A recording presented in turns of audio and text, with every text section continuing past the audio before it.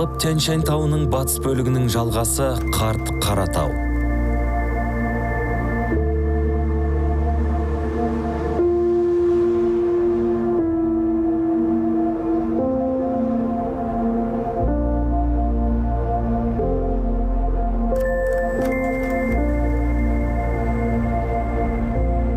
Қалың қатпарлы Қаратаудың соңғы сілемдері Қызылорда облысының Жаңақорған ауданына жетіп жығылады. Бұл тауды ел арасында Қазыналы Қаратау, Қарт Қаратау, Әулиелі Қаратау деп те атайды.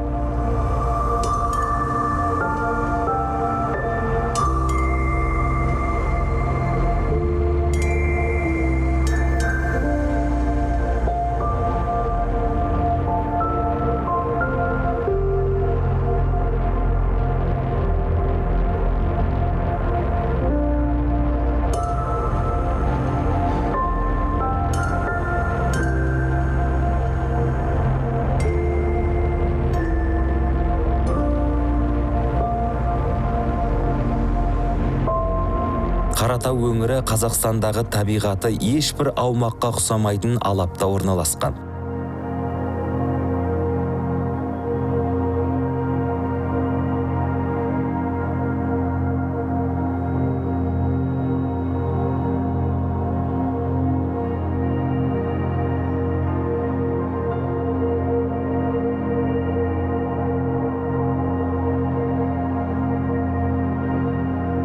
Табиғаты қатал, қысы өте суық, жазы ыстық өңір. Аудан аумағының топырағына, шоқы бастарындағы белдеулерге қарағанда, аймақтың 3 рет су астында қалғаны аңғарылады.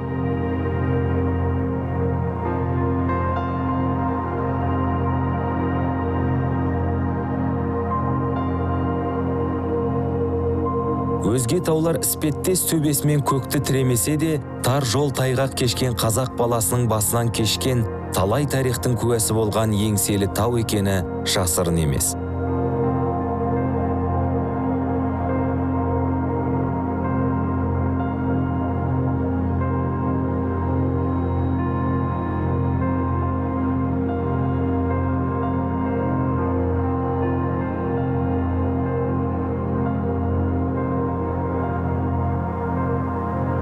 Әрбір шатқалы мен құсы тұмса табиғаттың мекені.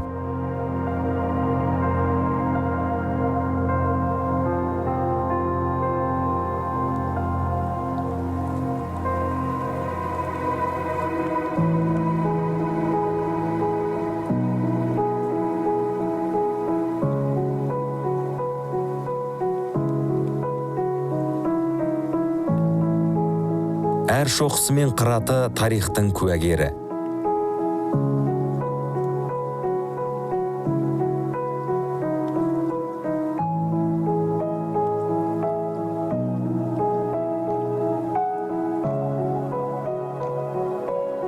Атам қазақ сондықтан да болар, Қаратауды ерекше әспеттеп заманда қалқан еткені бекер емес.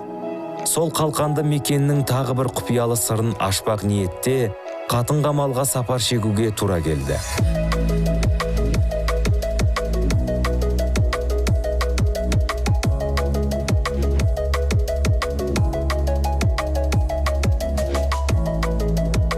Қазақтың қалқаны болған Қаратаудың әрбір шатқалы, шоқысы бірінен бірі көркімен, көрінісімен ерекше.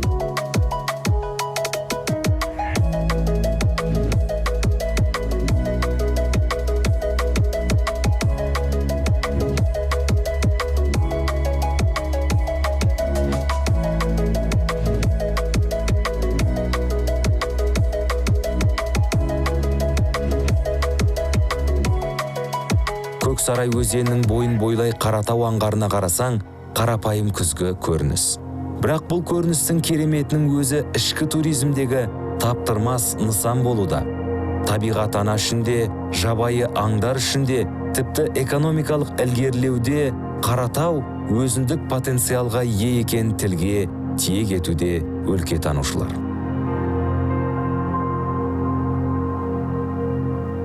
Түркістан өңірінде ұзындығы 420 шақырымды алып жатқан 3 облыстың бір-біріне байланыстырып жатқан Қазыналы Қарт Қаратау бар.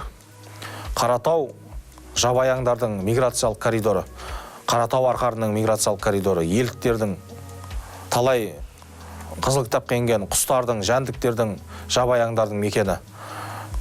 Қазыналы Қаратау кешегі Қаймана қазақтың тарихында ойып тұрып орын алған жер. Қазақ ұлт болып, ұлыс болып ұйысқанға дейін, басы бірігіп, бір арнаға тоғысқанға дейін, сақтардың заманынан, оғыздардың заманынан, түркілердің заманынан, қарахандықтардың заманынан, қазақтың тарихындағы кезең-кезеңдерге бөлінген замандардан өзіндік ізін қалдырған, таңбасын қалыптастырған мекен. Қайбір шатқалына кірмесеңіз де, Қаратаудың жылтырақ тастарға таңбаланған сол кездердің тарихи оқиғаларынан куәгер болуға болады. Салынған суреттері, петроглифтер, нысандары, белгілері сол таста қашалып жасалып, бүгінгі таңда кітап сияқты жазылмаса да, сол таста сол кезеңнің оқиғалары жазылып, таңбаланып, қаланып, бізге бүгінгі күнге жеткен. Сол Қаратаудағы таңбалы тастардың өзінде бір ай бойы аралап көріп шығатын нысандар жетеді. Яғни, демек, ішкі туризмде Қазыналы Қаратау өзінің қазынасын ұсынып тұр.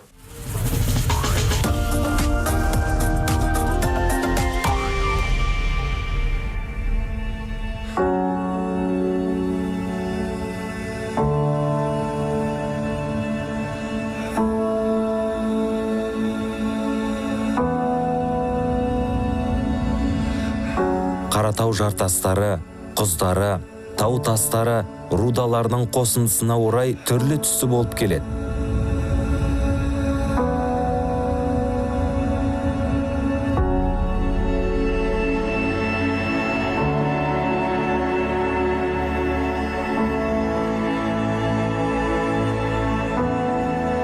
Бір тау қарайып тұрса, енді бірі сұрғылт, бірі қоңыр.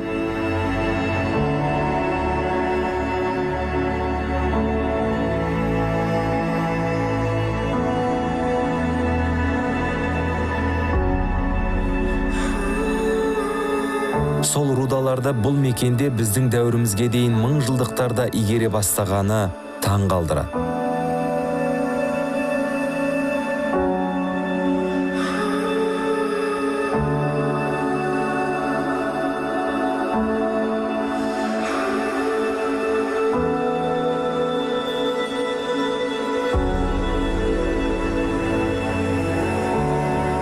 Демек, сол заманда өмір сүрген ата-бабаларымыздың кен байыту, балқыту, одан қару-жарақ, әшекей бұйымдар жасауда нағыз шебер болғандығын көрсетеді.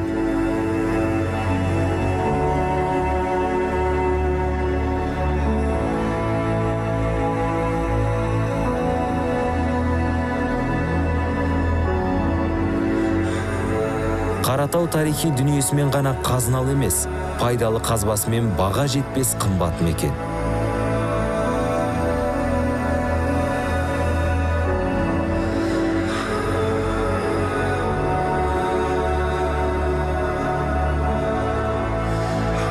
Қорғасын ертіп, оқ-дәрі жасауда осы таудан бастау алған. Қорғасынды іздей жүріп талай кереметтеріне көз жүгіртуге болады. Сол жүгірістің ақыры мұндай тағы да қандай мекен бар? Ертілген қорғасынды неге қолданды? Сол қорғасын балқытқан тауды ішкі туризмде қалай пайдалануға болады деген сұрақтар ой елегінен ағытылып кете берді.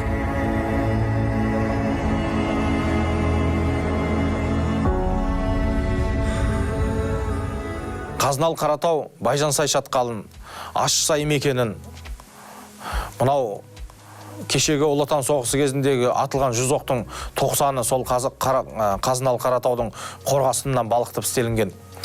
Қаратаудың мың жылқысындағы табиғаттың көрінісі.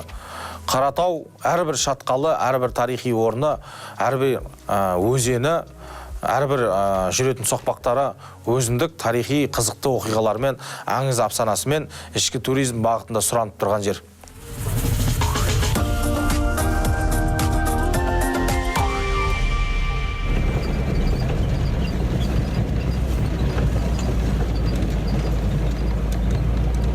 Қатынғамал Қаратаудың қойнауына жасырған лағыл тастай. Атына арқау болған аңызына қанығып сол мекенге тездетіп аяқ бассақ деген арман ниетінде келеміз. Жол бастаушымыз Отырар орманы және жануарлар әлемі мемлекеттік мекемесінің Қаратау филиалындағы қос орманшы.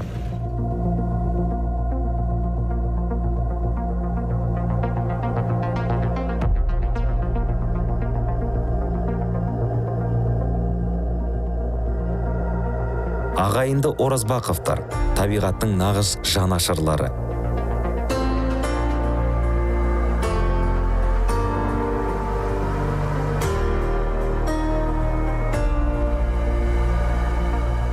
Бүгін сәтін салар деген ниетпен ертелетіп Қаратаудың жон арқасына шықтық.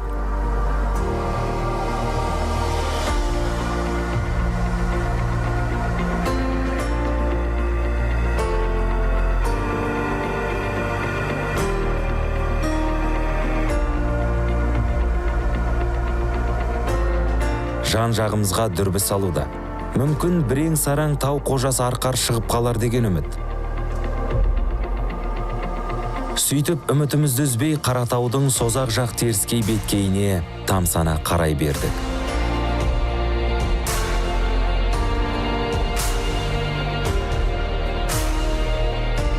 Иә, тамсана өйткені Қатынғамалға күнгей бетінен бару қиынның қиын екен. Бірақ аяқ жол мүлдем жоқ. Демек бұл бағыттан жан баласы бармағаным. Сол себепті де жүруге ыңғайлы теріскей беткейінен елгенді жөн санадық. Артымызда қаншама ішкі туризмде пайдалануға болатын табиғаттың кереметтері сайрап жатыр.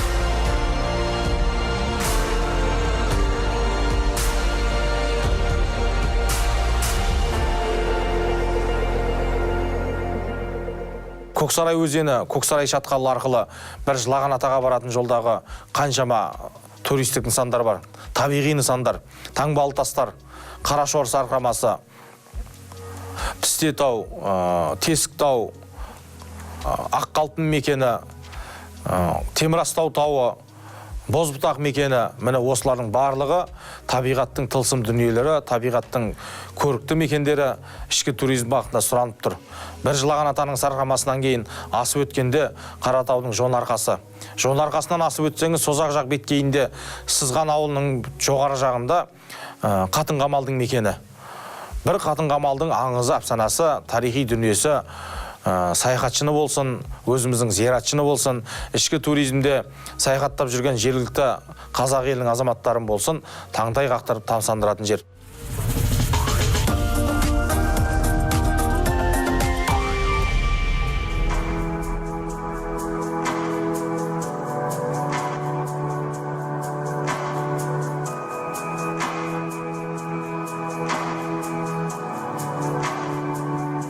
Қаратау бізден Қатынғамал мекен жасыра білді. Жолда ауырлатып жеткізбеді. Бірақ ол жағдайға жеңіле салатын біз емес.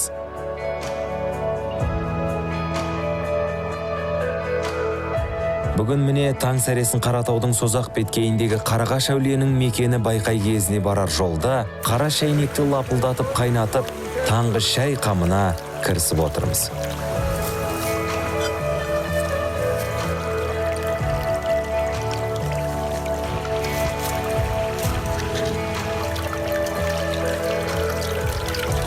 Күнгей бетінде жол бастаушымыз орманшылар болса, бұл беткейде мал шаруашылығымен айналысатын қарапайым ауыл азаматтары. Бақыт Құлжабаев пен Махмудхан Ахметжанұлы. Оттың лапылы, шәйнектің бұрқылы. Шәймен қуаттанған бойда атқа қондық. Алдымызда бақай кезі күтуде.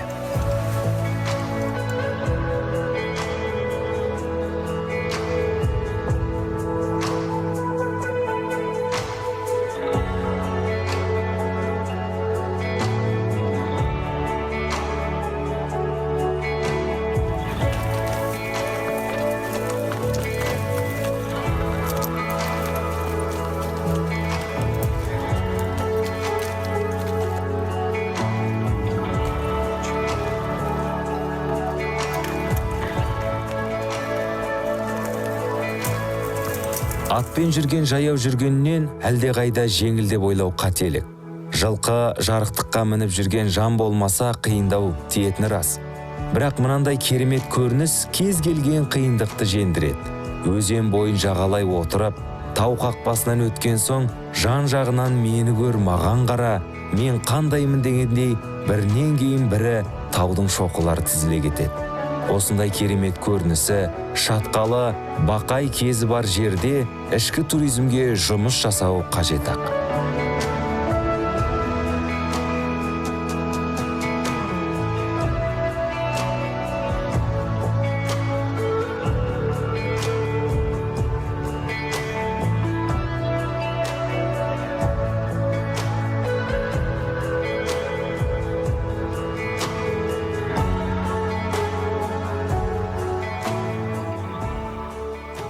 Сонау созақ жағынан асып, бақай кезімен атқа міну арқылы аттылы соқпақты дамытып, 3 сағат бойы Қатынқамал мекеніне жетуге болады. Қатынқамалдың тастан қаланған қорғандары, оның кезі, шатқалы, үңгірі, табиғаты, көктемдегі көрінісі, жаздағы көрінісі, күздегі көрінісі талайды сол жерге баурап тарта түседі.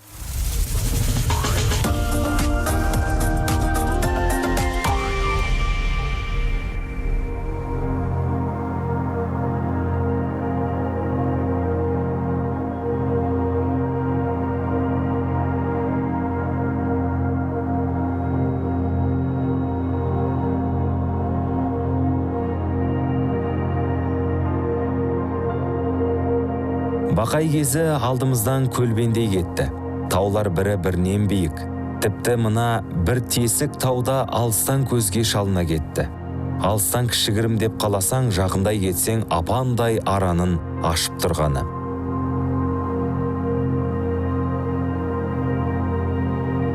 Құсышар биіктен жақсы көрініске ие болып тұр. Тура бір бой жеткеннің құлағындағы сырға тағар тесіктей. Енді бірде арғы дүние мен бергі дүниені байланыстыратын өткел іспеттес. Иә, Қаратаудың кереметін суреттей берсең, тағы да жаңа деректер мен аңыздар ағыла кететіні бар.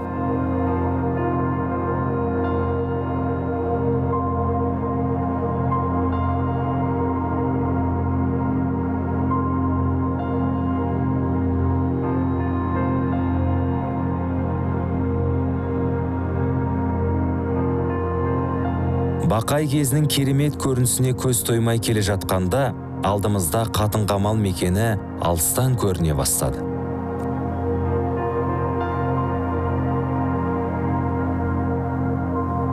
Биік құздың көлеңкелеген тұсы бізге байқала кетті.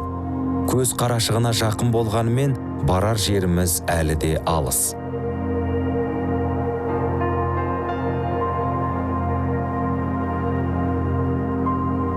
Ең бастысы, аттарымыз болдырып қалмаса болды.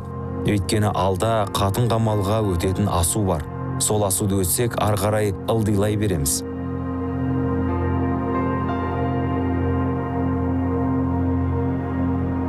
Бұл жағы күнгей жағындағыдай емес екен. Жылдар бойы жайылған малдың ізі бір аяқ соқпаққа айналыпты. Сол соқпақты жылқыларымыз ирелеңдей шолып келеді.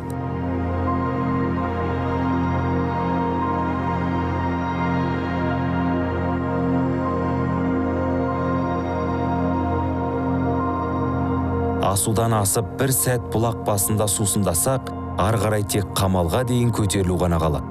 Осындай қиын асуларды асып баратын жолдан басқа бұл мекенде рухани саяхатты дамытар болса, басқа жағынан келетінде жолы бар шығар деген сұрақ туындады.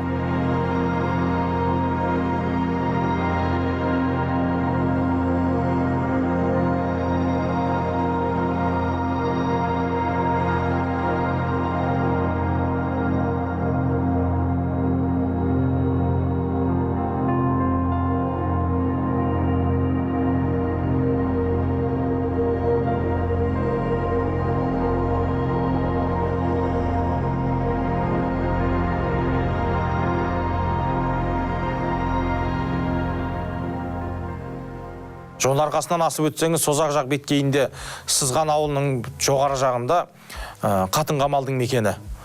Бір Қатынқамалдың аңызы, әпсанасы, тарихи дүниесі, саяхатшыны болсын, өзіміздің зиратшыны болсын, ішкі туризмде саяхаттап жүрген жергілікті қазақ елінің азаматтарын болсын, таңдай қақтырып тамсандыратын жер.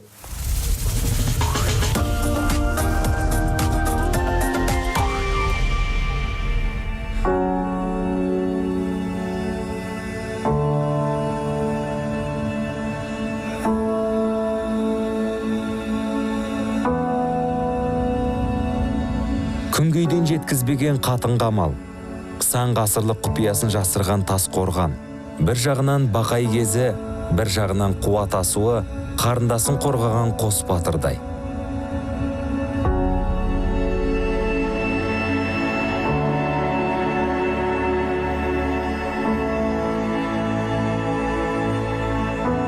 Аттарымызды қалдырып қамалға шықтық. Төменнен қарағанда қарапайым көрінген қамал. Жақындай келсең, бойыңды бейне бір тылсым күш үпілеп өткендей. Өне бойын шымырлап кеткендей.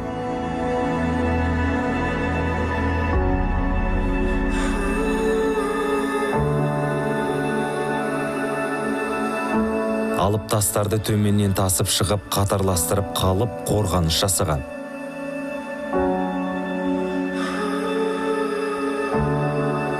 Жан беріп жан алысқан жаугершілік кезеңі. Кім-кімде қапыда салғырттық танытпай әрдайым сақ еткен. Бір сәт әлсіздік пен немқұрайлық өмірдің қыршын кеткені. Күншығыс беткейі биіктеу етіп қалана түскен. Уақыт өте келе құлаған тұстары да бар. Мына бір екі тас тура бір сол кезде қамалдан төмен қарап отырған жанның салбыраған екі аяғы сияқты. Иә, айнала толық көрінеді. Қорғаныс тәсілін жақсы меңгерген сияқты қос бұрымдыларымыз.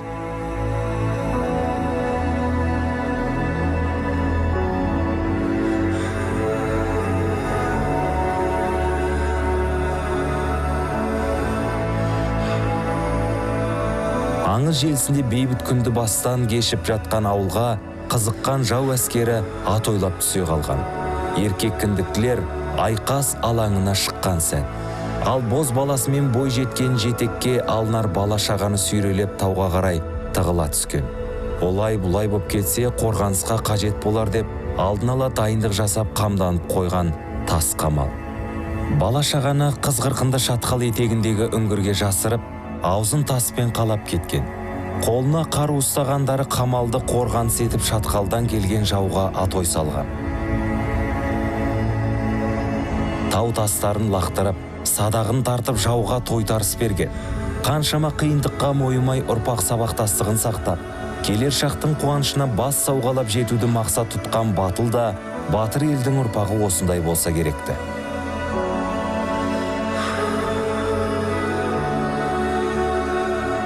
Әрбір тасқа тіл бітсе, сол кезеңдердің оқиғасынан сыр шертері анық еді.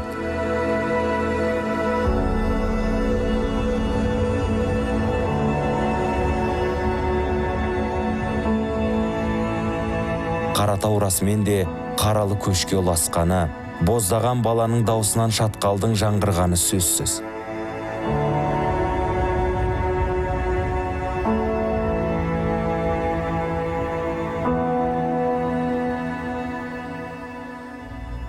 Аяқ басып қолмен ұстаған сайын сай сүйегіңді сырқыратып кететіндей.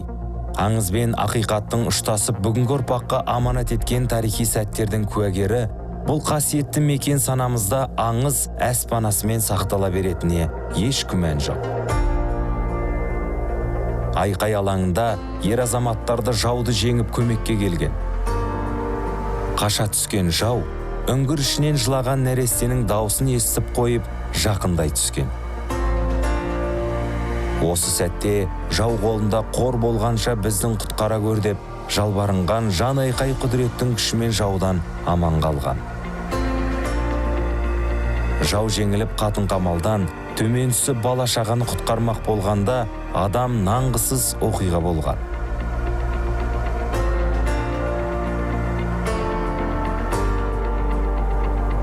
Бейгүнә бозбала мен қос бұрымдылар үңгір ішінде жоқ болып шығады. Тек тас үстінде қалған қауырсын ғана көзге ілінеді.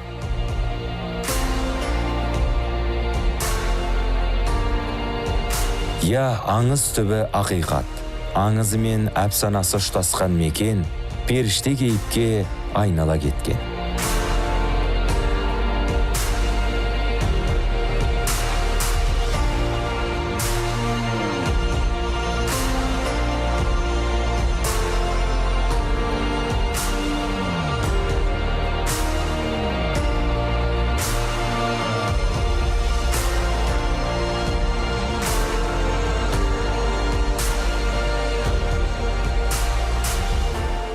Қатынқамалдың тастан қаланған қорғандары, оның кезі, шатқалы, үңгірі, табиғаты, көктемдегі көрінісі, жаздағы көрінісі, күздегі көрінісі талайды сол жерге баурап тарта түседі.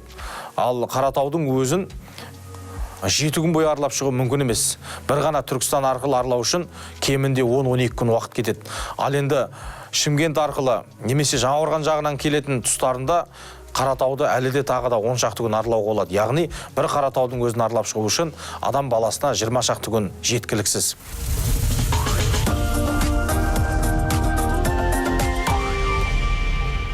Қарт Қаратаудың тарихы өте тереңде. Қазақта қара қазан мен қара шаңырақ қашанда қастерлі киелі деген ұғымға ие.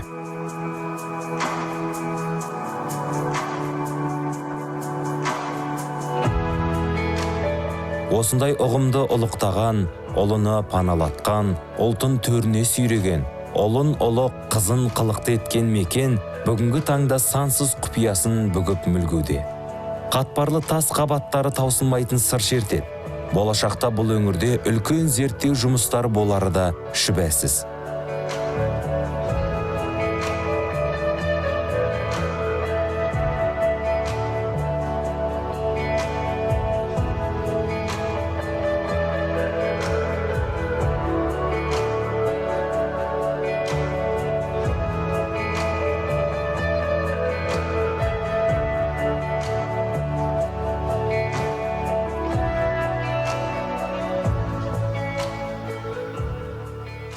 Қаратаудың кез келген шатқалын этноауыл тұрғыда пайдалануға болады. Қаратаудың кез келген шатқалында балалар лагерлерін ашып, балалар туризмін дамытуға болады. Қаратау қазынасын да, өзінің қасиетін де, көрікті мекенін де Түркістан өңірінің ішкі туризмін дамытуда сұранып та тұр, ұсынып та тұрған, алақанымызға салып та тұрған керемет тамаша мекен. Тек оны дер кезінде, өз кезегінде табиғатқа ешқандай зиянымызды келтірмей пайдалана білсек, демек бір Қаратаудың өзімен Түркістан өңірінің ішкі туризмін дамытуда жан-жақты жұмыс істеп, мол табысқа кенелуге болады.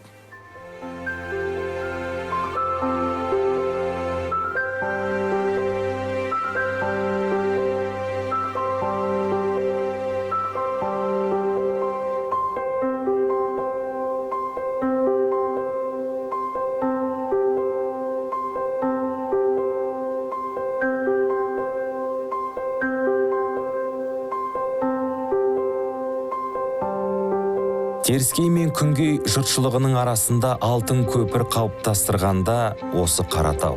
Қазақтың бары мен нарын, құты мен ырысын, берекесі мен мерекесін келдірген құт мекенде ішкі туризм бағытында сайрап жатыр соқпақтары. Саяхатшыға лоқ толы шатқалы, шатырларын жерден ажырата алмай жатқан экотуризм майталмандары, ат құлағында ойнаған сарбаздарды көруге ынтық болған этноауыл қызығушылары, бір аяқты арқар салған соқпақты жағалаған оқушылар, бәрі дерлік міне осы мекенде дүбірлеген туризмнің қара қазанда, қайнар күнде алыс емес.